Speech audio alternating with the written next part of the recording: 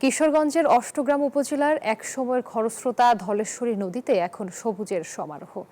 এখানে বোরো ধানের আবাদ করছেন কৃষকরা। দ্রুত নদীটি খননের দাবি স্থানীয়দের। টিটু দাসের তথ্যচিত্রের ডেস্ক রিপোর্ট। এক সময়ের খরস্রোতা নদী ছিল কিশোরগঞ্জের অষ্টগ্রাম উপজেলার ধলেশ্বরী। দখল দূষণের কারণে অস্তিত্ব হারাতে বসেছে এ নদী।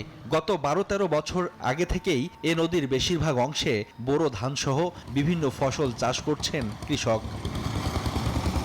স্থানীয়রা বলছেন, ধলেশ্বরী ভরাট হয়ে সংকুচিত হয়েছে। কয়েক কিলোমিটার পর্যন্ত ধান চাষ করছেন তারা। স্রোতস্বিনী নদীটি এখন যেন চারণভূমি। আমরা যখন বাঙ্গালপাড়া থেকে আসতাম এই অষ্টগ্রামে, তখন নদীর স্পিডের ছুটে এই নৌকাগুলো চলছে না, পরে সাইডে দিয়ে আসতে হয়েছে। মধ্যে সর হয়েছে গা, কেউ মাছ নাই, কেউ মধ্যে জমি লাগাই লিখছে। যত দ্রুত সম্ভব এই নদীটা খনন করলে অষ্টগ্রামের মানুষের, বিশেষ করে বাটি এলাকার মানুষের অনেক উপকারে আসবে। পানি উন্নয়ন বোর্ড বলছে, সম্মিলিত স্টাডি প্রকল্পের মাধ্যমে নদী খননের প্রয়োজনীয় সুপারিশ পাঠানোর প্রস্তুতি চলছে।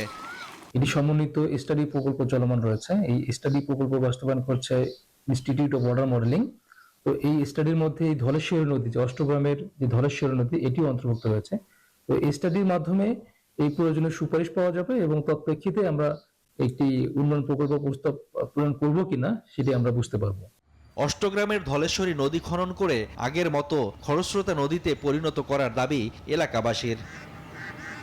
Desk report, news 24।